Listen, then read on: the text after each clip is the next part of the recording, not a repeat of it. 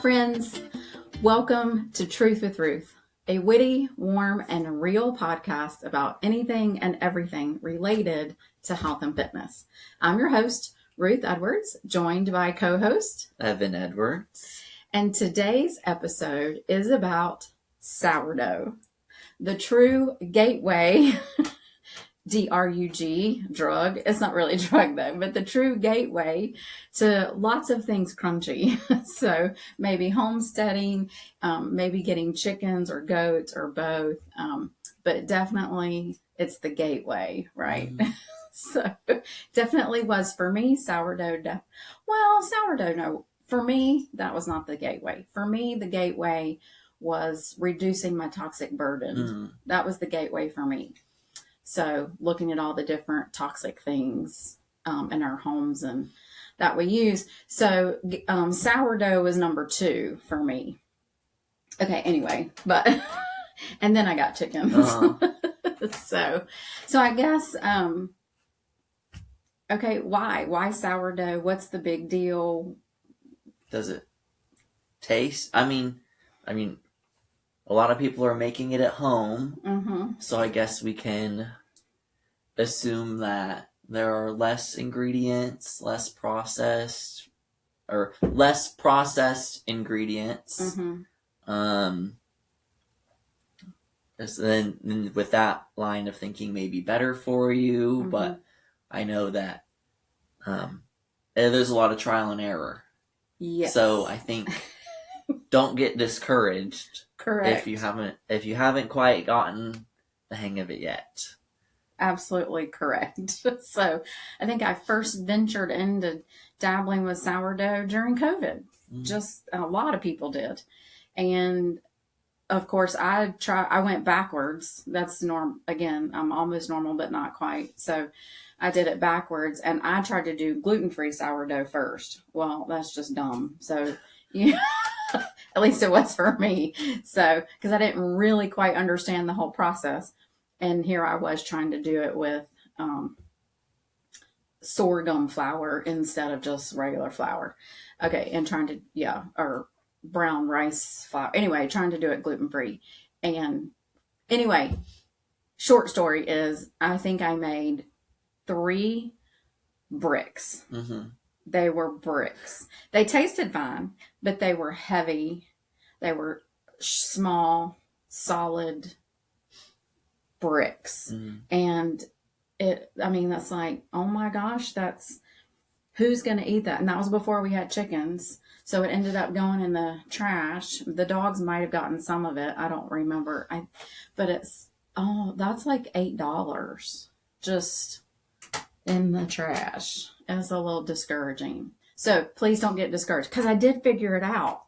So not gluten-free sourdough, but I did figure sourdough out. So anyway, don't get discouraged and don't do what I did and try to start with gluten-free sourdough.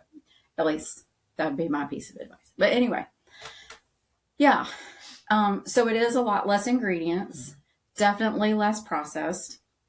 And yeah, you can do it yourself. It is a really cool, good feeling to make your own bread. Yeah. I'm very proud of myself every time I make a loaf or make a batch of dinner rolls or one question you said was, does it taste different? A little bit.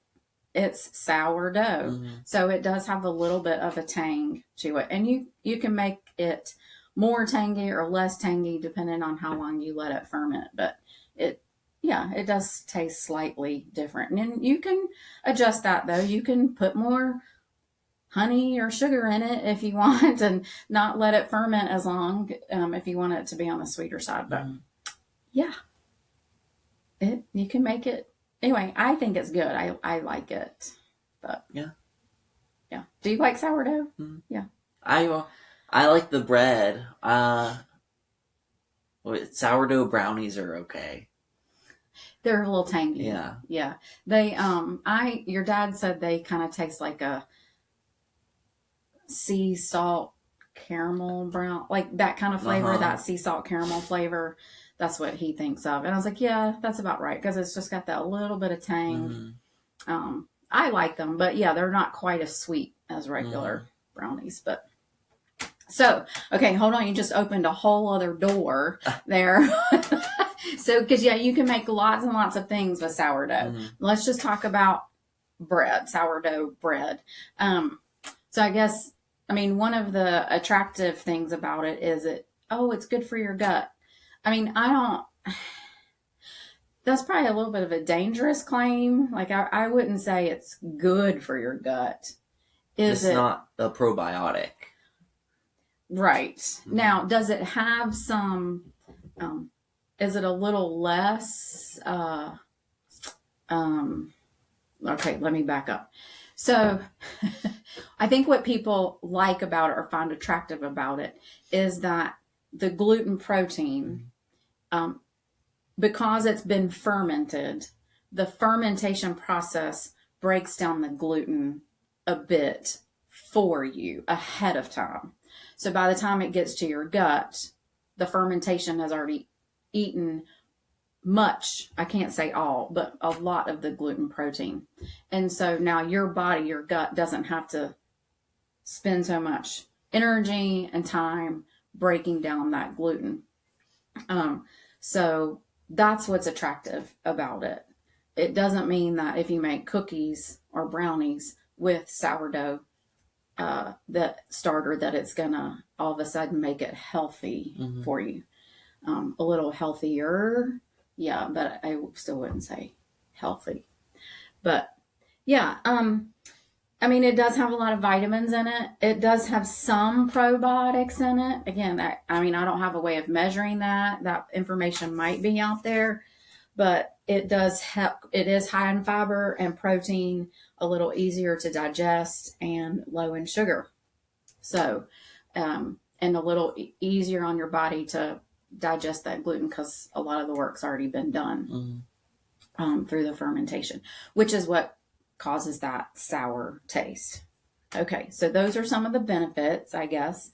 And so now we don't eat a lot of bread, your dad and I, but it is nice to have that on hand when I do want. So I just keep it in the fridge. Some people keep it in the freezer. I go ahead and slice it as soon as once it's cooled off, I go ahead and slice it, and then put it in the fridge. And then it stays great for a long time because we don't go through it fast enough to leave it out on the counter. But yes, if you leave it out on the counter, it's going to mold in a couple of days because there's no preservatives in it, because it's just your sourdough starter or discard, whichever way you want to refer to it. Mine, her name is Gertrude. So part of Gertrude. Your bread? The sourdough starter. Oh, your starter. The starter. Her name's Gertrude. So part of her gets incorporated into whatever the loaf or whatever I'm making. And then flour, water, salt. I put a little bit of olive oil and honey. It's like not even a tablespoon when I'm making a loaf, like a sandwich loaf. So, and that's it. But like an artisan loaf doesn't even use the oil or the honey. It just uses the flour, the starter, the water, and the salt. So. Can you put other things in it? Oh yeah, you can do all kinds of what do they call them? Where you just you can do cheese, and you can do raisins, and you can do chocolates, and I mean, there's a name for that where you incorporate. You can do herbs, do an herb loaf. I mean, you can, and here's the thing: you can make sourdough anything. Tortillas, pita bread. Rolls, cinnamon rolls or cinnamon buns, English muffins. I mean, you name it. Any kind of muffin, any kind of brownie, any kind of cookie, you can put sourdough in it. And yeah. Now, I haven't done all those things. I've done some of the cookies. I've done the brownies. I've done dinner rolls. I think one of the next things I want to try is the tortillas. I've done pizza crust. I love my sourdough pizza crust. Anyway, what were you gonna say? Like a tortilla chip? Could you? Well, I guess if you Bake it? make the tortillas, then you could turn them that into a tortilla chip. It'd be flour Yeah. based instead of corn. But yeah, so I guess so. Anyway, all those things take time. So yeah, so there's some great benefits to sourdough. And like I said, it's a great sense of accomplishment to look at this loaf of bread I just made. I mean, I'm always very proud of myself. I feel very, very smart, very accomplished. So, okay. I think difficulty, in my opinion, this is one of those like, this shouldn't be so hard. Okay. If our great grandmas or great great grandmas were making bread, making sourdough without kitchen scales, they might have had measuring spoons. They were without thermometers, measuring temperature and humidity. Like, then certainly we can figure this out without making it so darn complicated. And so that was one of the frustrations I had early on, was everywhere I looked, there's a whole bunch of Facebook groups, there's all these, I mean, there's YouTube channels dedicated to just making sourdough or how to do it. And it just got really, really, really confusing. And I was struggling. And I was like, I made those bricks and felt like I wasted, I don't know, $30 or more. So I was like, there's just got to be an easier way. Okay. Because like I said, if 100 years ago they could do it without all this technology, then surely we can figure this out without it being so hard. I just really don't think it should be that hard.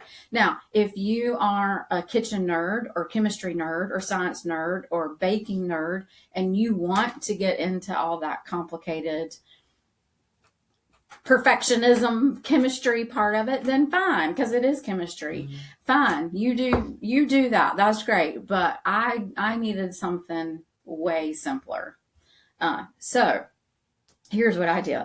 I started asking around. I started looking on Facebook events.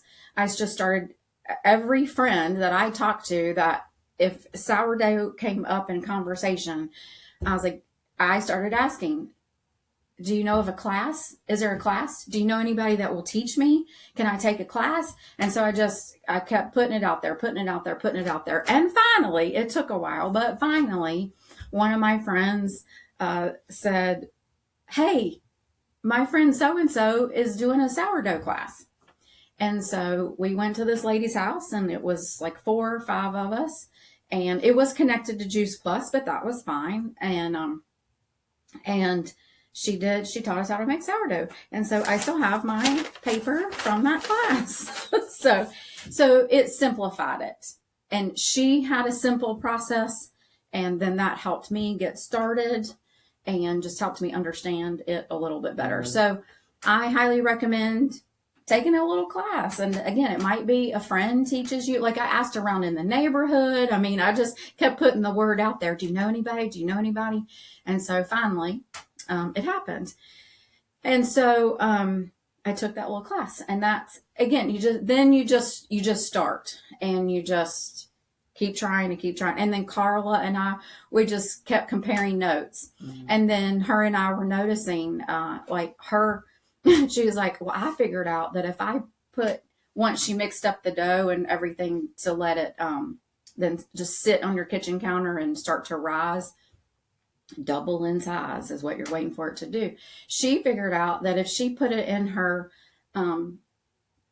guest bathroom with the door shut, it was the right temperature. It was warmer in there. And so it helped the process along a little bit. What I figured out is that my house runs a little bit on the cool side, especially in my kitchen.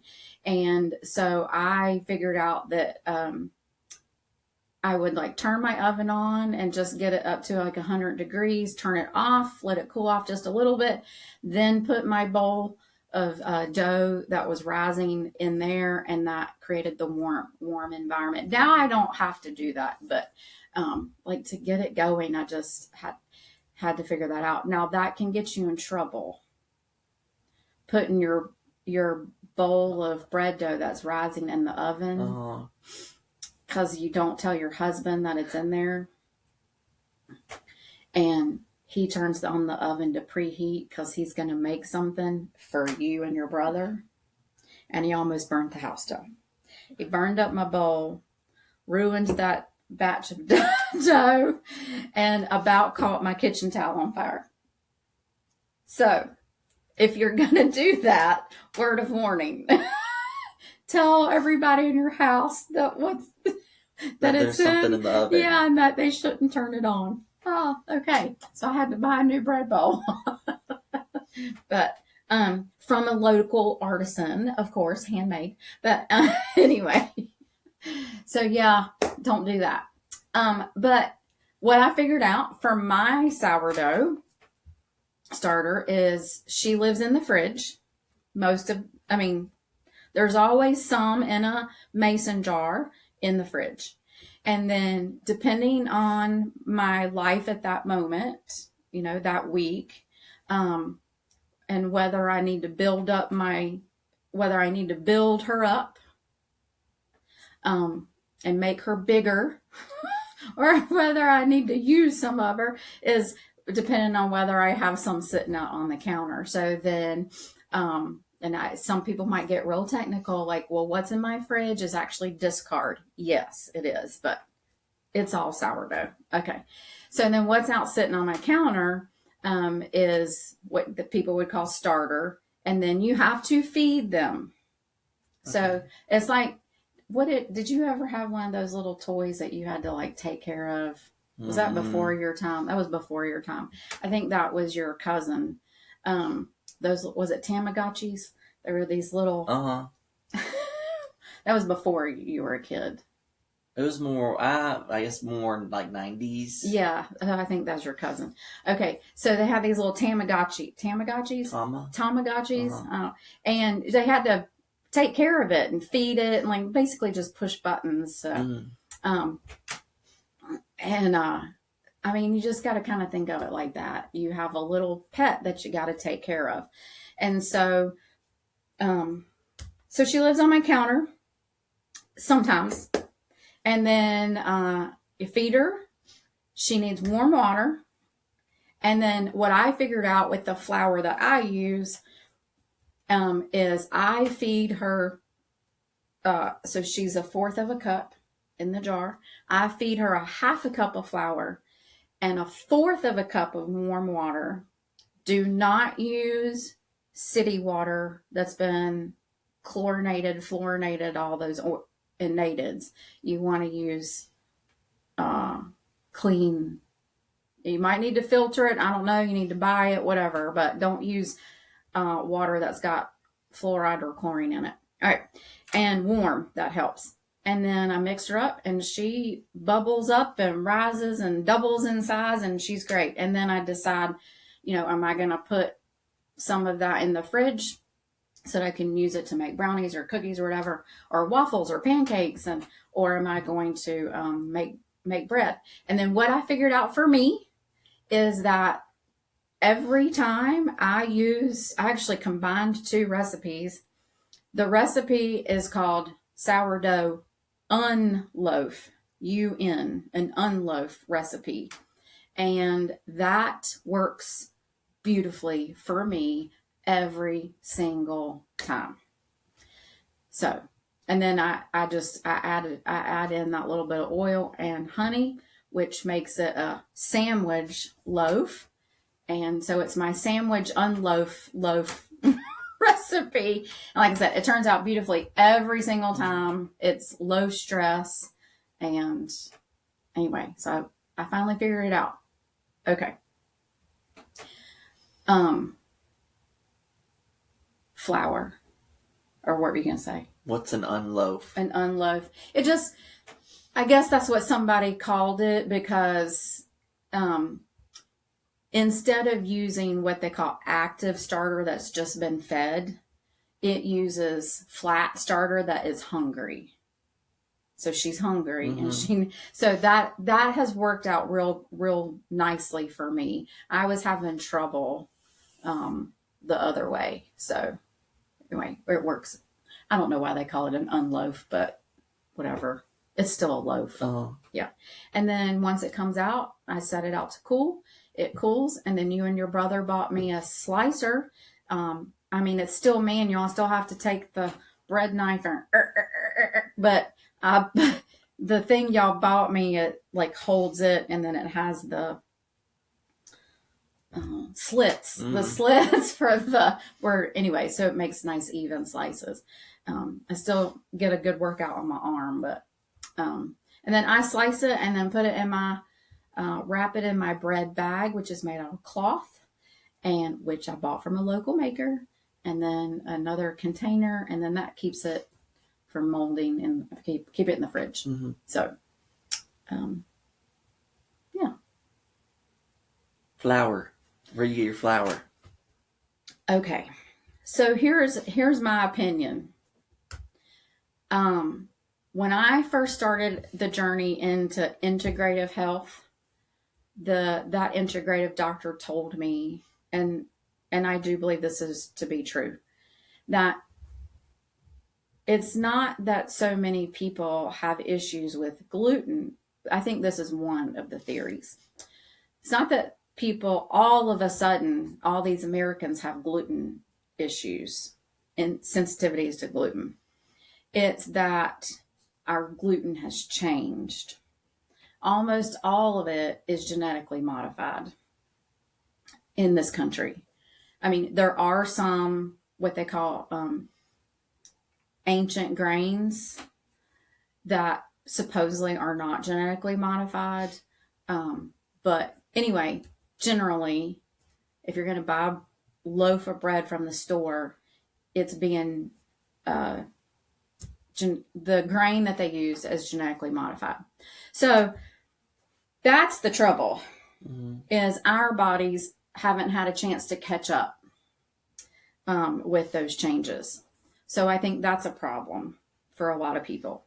And then the other problem is that in the United States, we have allowed the use of glyphosate, Roundup, and that it's permeated our soil and our air, and we can't get away from it. And that is a pesticide that, like I said, it's on everything and everything. And so we can't get away from it. And so even a lot of the ancient grains probably are a bit tainted with that glyphosate. Now, and again, it's like trial and error. I've tried the different organic ones. I mean, because, right, you join one of those sourdough Facebook groups and you'll see what I mean. There's all the, you'll never go wrong with such and such brand, the organic brand, the this. And I'm not saying it might be just fine for some people, but what I found that worked the best for me and my gut health and my headaches, because I don't want to have a headache every day, is I source my flour from France or Italy. And how did I figure that out? Tell us. I figured that out because you were in France. And that was a great privilege that you got to spend basically almost a semester in France with SCAD. And so it coordinated with our 25th wedding anniversary. So it was an excuse to come see you and celebrate our anniversary. So we spent about 10 days over there. And look, I mean, some people say, well, vacation's not stressful. Oh, let me tell you what, this trip had plenty of stressors. So it wasn't that. And I don't eat a lot of bread, but while we were in France, I'm like, I'm eating this bread. And so I ate that bread and I had absolutely zero issues, no headaches, no weird twitches in my eye where my head will start to hurt, like nothing. And I had often heard other people who traveled to Europe say the same thing, but to actually experience it myself, I was like, okay, and then we had some tour guides. And so I started asking questions. And yeah, their farming practices, agricultural practices, in order for something to be labeled organic over there is just much more strict. And again, I'd heard all those things, read those things. And so when we were in Normandy, we did a tour. Our tour guide was fabulous. So I just asked her, I was like, can you help me find some flour before we leave here? So I bought 2 little bags of flour and brought them home. And so I'm like, okay, well, now I just have to figure out how to source it from here on out. And so I found somebody on Etsy. You can even, there's some good Italian brands as well that I trust. And so you can even find it on Amazon, right? And so, again, just be a smart shopper and make sure of where you're getting that from. But yeah, I do think for me personally, for my body, I do think I'm a bit sensitive to pesticides. So I choose to source my flour from France or Italy, and that works really well for me. But because of that, that's probably why my little recipe of adding a half a cup of flour to feed my starter, I need that half a cup because of the type of flour that it is. So for the sourdough listeners, they'll probably understand that. But that just makes a lot of sense to me. It seems to work really well for me to go that route. I mean, when we had dinner, we had pizza. Yeah. Yep. And did fine. Yeah. I mean, because their breakfasts over there always include some bread and pastries, Croissants, all the different croissants, and I mean, yeah, I didn't overdo it, but I did plenty and didn't have any trouble. So that's my 2 cents as far as the source of the flour might make a difference as far as your gut health. Now, how the bread turns out, I don't know that it really matters, but I mean, again, join one of those Facebook groups and oh my gosh, you'll want to throw yourself out a window.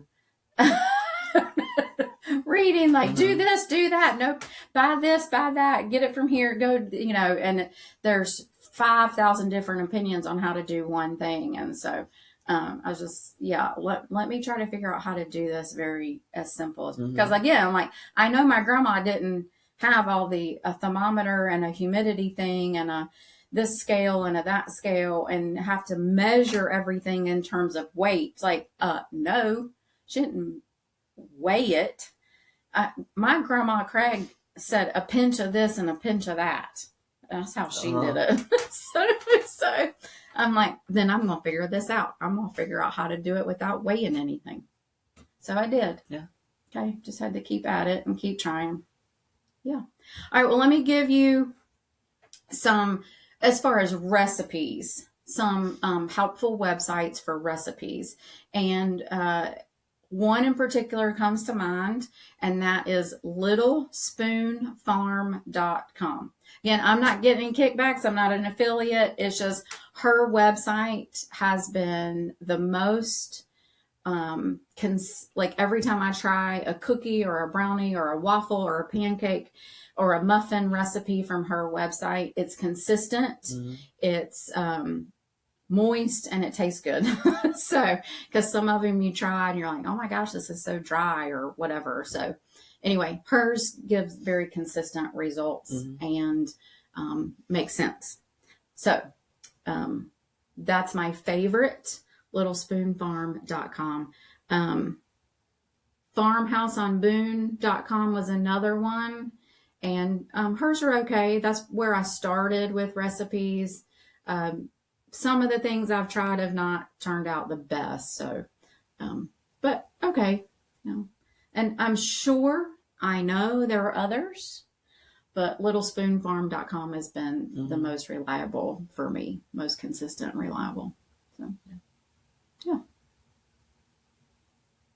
Well, if you're trying to make sourdough, don't get discouraged if you haven't figured it out yet. Yeah.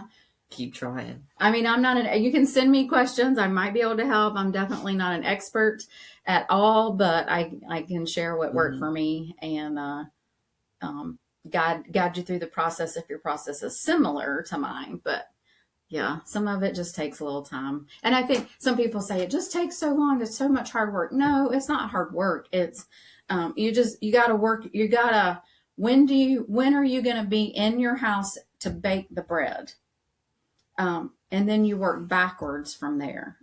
And so then, okay, I need to back up your clock. And then, okay, then I need to mix it up. And then, then you just let it sit. And then you might have the flip, the flap, the fold, the stretch, I call it the flip, the flop, because I'm like, what do you want me to do to it? What? So the flip, the flop, you might have that a few times, but then otherwise you're just letting it sit. Let it sit, let it rise, let it ferment, So other than that, you're just waiting. Yeah. So you don't have to be at home and watch her rise. You don't. So you just gotta walk it back and figure out, okay, when do I need to start the process? So anyway, just a little math. So, I think that's pretty much it. So yeah, I guess if anybody has questions, let me know. Like I said, I can try. I'm definitely not an expert, but I've tried to keep it as simple as possible, and I think that's a great plan. Yeah. So yeah, but it is good for you, generally. So, yeah. Okay. All right. Well, if you're listening on YouTube, follow, or I guess like and subscribe. Leave a comment if you love sourdough. Let us know your favorite recipes. Oh yeah, that'd be great. Yeah, for sure. If you're listening, what do you do if you listen? You can leave a 5-star review, and you can share it with your friends. Follow my channel. Yeah, share with your friends. Save. Share all the different things. Yes. Help us keep the lights on, so to speak, or keep the mic on. And yeah, so yep, I'm not affiliated with anybody, so just me. So if you want to help us keep the lights and mic on, then you can go to my Patreon and buy a workout video or become a member, whatever works for you. If you'd like, if you need it, and feel like that would be helpful. So. All right. Thanks for joining us today. And until next time, stay well.